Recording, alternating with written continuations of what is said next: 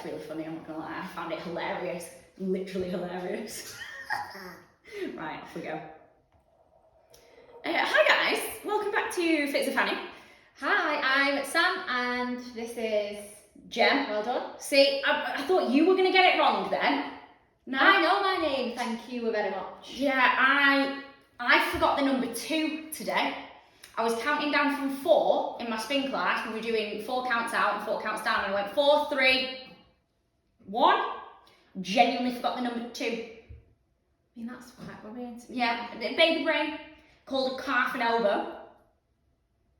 Yeah, I know. Literally, my clients are just getting to the point where they just laugh at me because I have no idea what I'm saying. I mean, baby brain is a thing, though. It is a real thing. It is a scientific. It is genuinely a scientific thing. One of my male clients the other day tried to tell me that it wasn't, and he nearly got killed. He nearly died. He nearly died. Very nearly died. He nearly did not survive. He nearly met his death. Exactly. So today then, guys, we're going to talk about how the postnatal period is not just the length of your mat leave. Oh yeah. Because I think a lot of people, and actually I found this, especially when we were just talking about marketing, but especially when marketing, I have a postnatal program, you have a postnatal program, and as soon as I changed it, how I phrased it once, to, it originally just said, postnatal program, do you struggle with, I hate the phrase, but I'm going to use it because everyone knows what it means, the mum pouch. Do you struggle with knee pain, hip pain, back pain? Have you had a baby? Do you want to recover? And loads of people would come to me and be like, yeah, great, my baby's 12 weeks old, whatever. And then actually, I spoke to a lot of people who were coming to some of my other classes, and I was like, have you had kids? And they were like, yeah, and I'm like, how old are they? And they were like 6, and I was like, did you do any postnatal rehab? No, you need to. I've got a postnatal program. Oh, I thought that was just for new babies. So then I changed it to say whether your baby is 6 weeks, 6 months, 6 years, or 16. If you didn't do any postnatal rehab, you need to, because the amount of I've got a couple of clients going through menopause. Oh yeah, that still have postnatal issues. And we're doing postnatal rehab because if you don't, and oh my god, I came up with the best analogy. Are you ready for this? Are you ready for this? Imagine. We're not even waiting for the end of the. No. Imagine a bent spoon. Yeah. Right? You bend a spoon. Yeah. It's bent, innit? Well done. Yeah, but you have to apply some pressure to it to bend it back.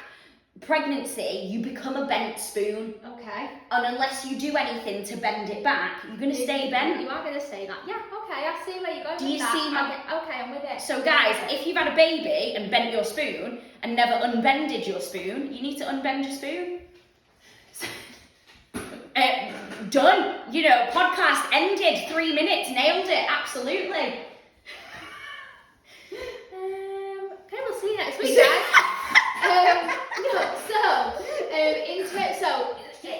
From like a science point of view, your postnatal period is technically up until you stop breastfeeding. Well, it's actually 12 months after that. But then, technically, so up to that point where you stop breastfeeding, but then from that point it can take 9 to 12 months for your hormones to go back to normal, so then it's another 12 months after that before actually you're totally out of your postnatal period from a science point of view.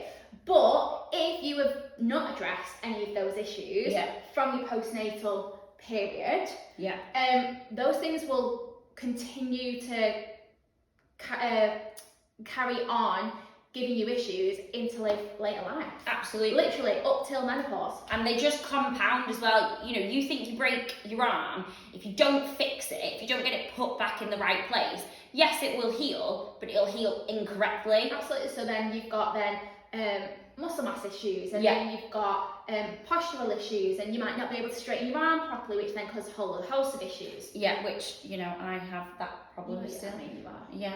I've got a gammy elbow, guys. I broke my elbow when I was 5. I had it in pins, and because I was running around in a Disney costume, obviously, obviously. And I mean, to be fair, she used to always have like the best Disney costumes. oh, I really did. It was Yeah, you did amazing. too. I really did. Yeah, I was a fan. Dressing up days at yours were actually. Dressing up days at mine, especially when we dressed up our Craig. Oh yeah, I mean that was thoroughly enjoyed that. But yeah. Yeah, broke my arm when I was 5, pins in it. Anyway, it didn't reset properly, but now it means that my arm won't fully straighten. Yep. So and when she does, she looks hypermobile. Yeah. Like her elbow literally like turns inside out. Yeah. Yeah. It's like weird. a big hump in the road. But what that does mean is that when I was a cheerleader and I tried to tumble, I can't lock my arm out without internally rotating my shoulder. And if anyone's a tumbler out there, if your shrugging ability comes from your shoulders, if you internally rotate your shoulder, you can't shrug. So I used to just always fall on my face. So weren't that great as a tumbler? So I was a shit tumbler. Oh, I was a crap tumbler. If someone else threw me in the air, I'd do whatever you want me to. But if I tried to throw myself, I'd land on my face. Gross. I was a really bad tumbler because of my gammy elbow. So that's what we mean from a postnatal point of view. If you don't fix any of those issues, the rest of your body just compensates instead, and then you come up with even worse issues. Absolutely. So, like, because you get we've spoken about it before, you get an anterior pelvic tilt because the weight of bump pulls your pelvis forward, so you start to compress your lower spine. That doesn't just go away once the weight's gone, because your posture is reset for 9 months into that position. It doesn't just go, oh, okay, there's no weight there, now I'll fling back. Oh, it's like jelly. Do you know what I mean? Yeah. You put jelly in the thing, you set it. It sets there. It sets in that shape. Because all of those muscles, ligaments have lengthened to adjust to that position, shortened to adjust to that position. Yep. If you then keep that, what happens is if you stick your bum out, you lock your knees out. Yep. So then your knees take a lot more pressure. If you stick your bum out, you compress your lower spine. So then you get a lot more problems with sciatica, with your glutes not switching on, with the lower abdominals lengthening, which creates the mum pouch in inverted commas for you guys at home. You then also, what we get is rib flaring, which then also impacts your breathing. Mm-hmm. So I have seen a lot of, and worked with a lot of, in fact, this weekend as well, I had a woman on, so she's 40 next year, 14-year-old, CrossFitter, like in really good, like very fit, like, physically fit. And she was like, we were doing postural assessments, I was teaching sports massage, and she was like, we were doing flexion of the shoulders, so we're taking both her arms up above her head, and as soon as she got to here, she rib flared to get her arms flexed, so that's not her natural posture. Her shoulders only went to here, right? Because the next minute, she rib flared to get her shoulders up here. So I was like, you rib flared? And she was like, what do you mean? I was like, so your ribs are protruding forward so that you can get an overhead reach. Yeah. I was like, so if you were doing this while crossfitting, I was like, you've now got an elongated abdomen, transverse abdominis. That's the one. That's what I wanted.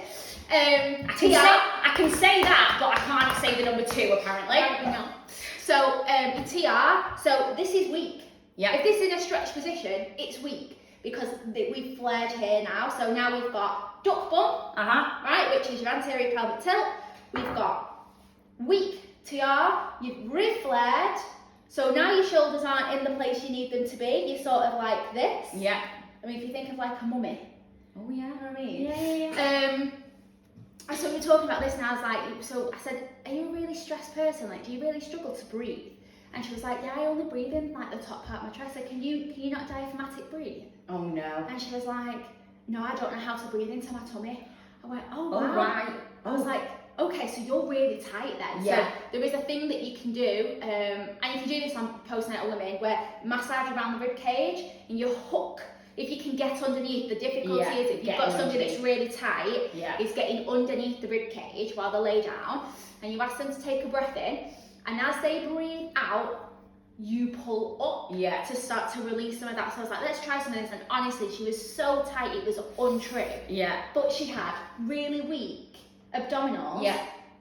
From 14 years ago. Yeah, exactly. So, and the other contributing factor, she was like, she said is like, she obviously grew up in an area where like, in like late teens, 20s and stuff, where it's like the Kim K, like sort of booty sticking out you all stick over it the out, place. and I was like, right, okay, so it's not just pregnancy now that causes this, it's the way we stand for photos. Yeah, absolutely. Like, oh wow, like all of the issues that are happening here and stuff. But that's what you're finding in the gym, and I think I've said it before, in the gym nowadays, where these young girls are only focusing on glutes. Yeah. All they're doing is tightening. But what is hilarious is all they're doing is tightening, because actually they're not training the glute. No. In the correct manner. No. They're in the wrong posture. Well, exactly. So this is the other thing, like posture is huge, right? Because if you were in the wrong posture and you're training muscles in that wrong posture, I'm sorry to tell you, you're not training those muscles. You're not training those muscles. Like, you're just not. It's not happening. Those muscles don't know how to relax and engage, or activate, essentially. So just because you might be working those muscles, so say you're working your glute muscles, and then you've done your workout and they're nice and tight, right? Great, they're tight. But tight muscles also equate to a weak muscle. Exactly.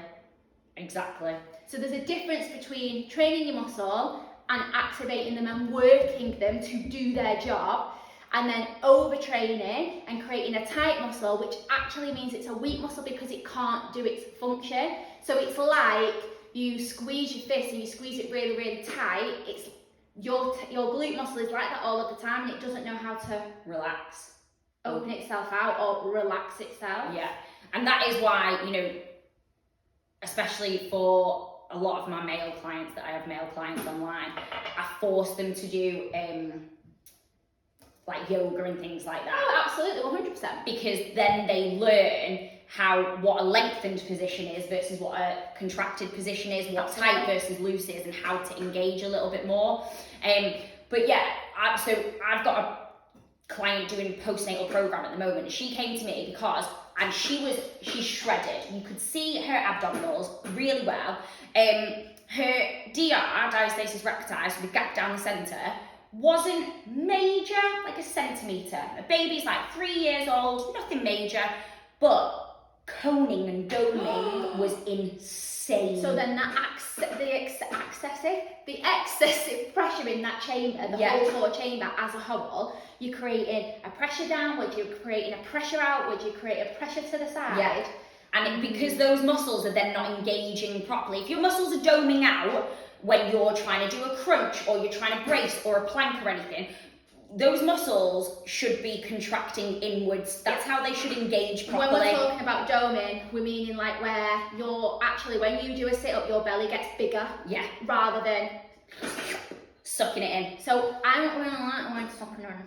Oh, I'm really? gonna be honest. Yeah, no, I don't think it really gives the greatest visual. I prefer thinking about lifting from the bottom. Yeah. Or I use analogies for like pelvic floor, like an elevator, which we talked about, or sucking up through a straw and stuff like that. But from like in terms of like engaging your core, I like to think of it like an old school tub of ice cream, or like Grandad used to have, right? Oh my god, yes, I'm there. So like a vanilla tub of ice cream. Yeah, I'm there. You get your scoop, and you scoop across, and it's like that. So it's like a lift and a scoop. So it's a lift and a scoop, and you're pressing your back to the floor. Yeah. Rather than going pushing all of that pressure forward. Yeah, exactly. And she was finding that she was struggling. She didn't like the aesthetic of it, which fine, whatever, it's entirely up to you. But also, she was doing a lot of weightlifting, and she was finding that her back was getting really sore as a result. And that's because we've talked about that core before, engaging that whole core. It's a whole unit, like a Coke can. And if that whole unit is strong, then you are strong. If one element of that Coke can is weaker, then the whole thing's going to crumble under weight. Yeah, and that's exactly what was happening. Her abdominals at the front, transversus abdominis, is very weak, because yes, it looks strong, and it's, those superficial muscles look phenomenal, but actually the deeper ones that draw everything inwards to support you were not engaging at all. And that meant that when she was doing anything core based, everything was doming outwards, and then when she was doing anything weightlifting based, particularly overhead, her lower back was taking all of the pressure because there was nothing there to support it. So actual, and her baby's 3, you know, because it was never solved in the first instance. So when we talk about the postnatal period, yes, from a science point of view, from a hormonal point of view, there is a sort of end date, but from a posture and body rehab correction, in a way for your body to work correctly. Yeah. So you know, most postnatal women will be like, well, you know, I still pee a little bit when I jump or when I go for a run or common, whatever. not normal. Common, not normal. If you go to your doctor's going to go, oh yeah, it's pretty normal. And it's not normal. No. It's common, but it's not normal. And it's because you haven't addressed the chamber as a whole, like the core as a whole. There is something fundamentally wrong. There's something that isn't working properly. So in a postnatal period of, well, for your body to function correctly without any issues, I mean, how long's a piece of string? Well, exactly.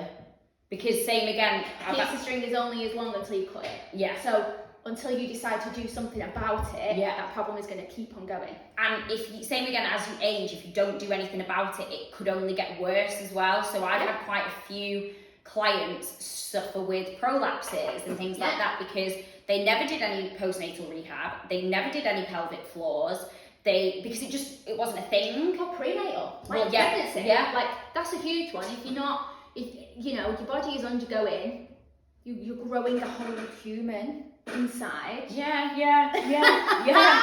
I'm feeling that at the moment, guys. So like your body's going, there is a lot of pressure happening within the pelvic floor, within the core chamber. Everything's big. So unless, you know, the best time to start is pre-pregnancy, but if you haven't been doing it up until that point, pregnancy is when the best time is to start strengthening that core chamber and those muscles to help in your postnatal recovery in your period, because otherwise, prolapse is a huge one. And especially I think there's been a big rise in menopause discussion of late. Absolutely. And obviously, as you know, as you age, your muscles, your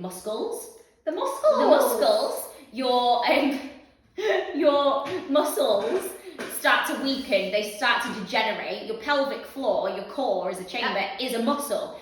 So if it was already weak to start with, you know, i.e. peeing yourself when you laugh or jump or go on a trampoline or whatever, that's saying it's already weak to start with. Absolutely. If you then add muscle degeneration to that, plus, you know, changes in hormones that are all to do with that area, then you are increasing the likelihood of prolapses and things like that, which then as you get older, as you get into menopause, not things that we want to deal with. No. But these are the conversations that I'm having with a lot of my clients who have got kids that are 17, 18, and you're like, well, did you do anything? No. Well, it wasn't a thing, so that's fine, but let's start doing some now. Every single one of my female clients, whether they've had babies or not, I don't think I've got any that at the moment that haven't had kids, all have postnatal recovery in their sessions in some way, shape or form, constantly. Yeah. Because, same again, if you don't use it, you lose it. It won't be funny, I've never had a baby. Well, yeah. I've never given birth. No. So, but I incorporate postnatal rehab exercises into my workouts on a weekly basis. You have to, but it's just... Well, it shouldn't...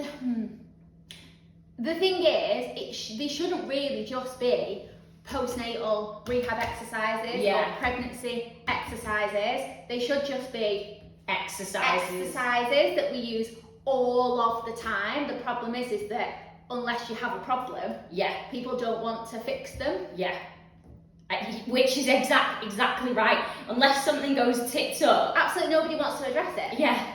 And it makes me laugh because people do genuinely wait until there's an actual issue. Absolutely. Until something's broken, until something's sore, until something, and I do find it really funny because a lot of people, and you'll find this, they'll say to you, oh, I can't afford to spend that money. Not even. Right? Can't afford to spend that money.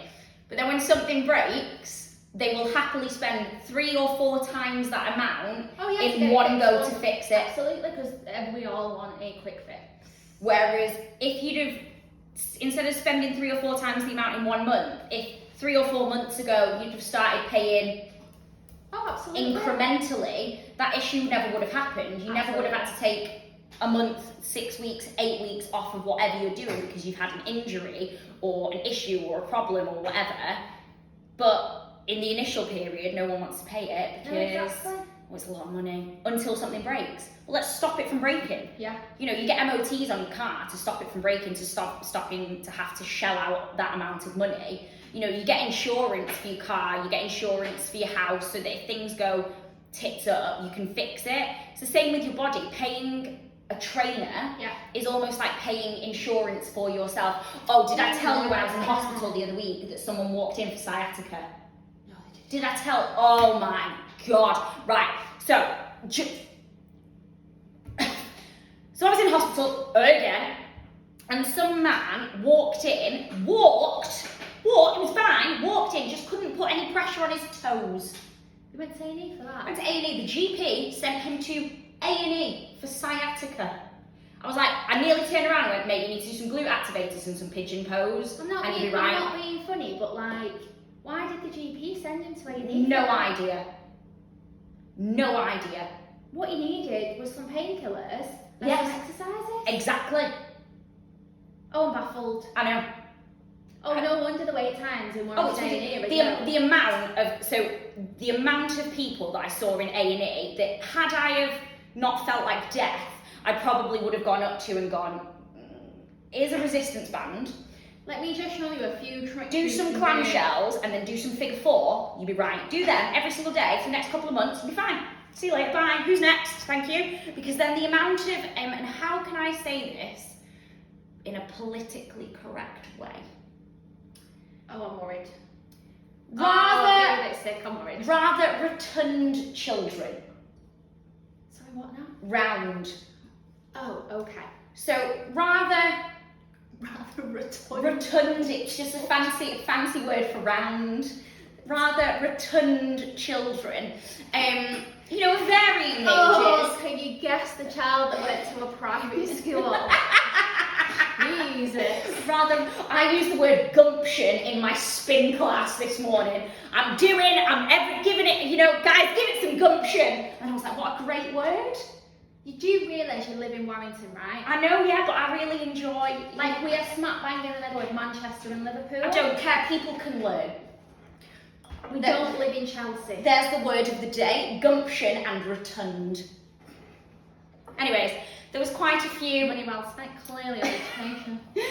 Quite a few rounder children. Yeah. Coming in with, like, twisted ankles, or coughs, or tight chest, right?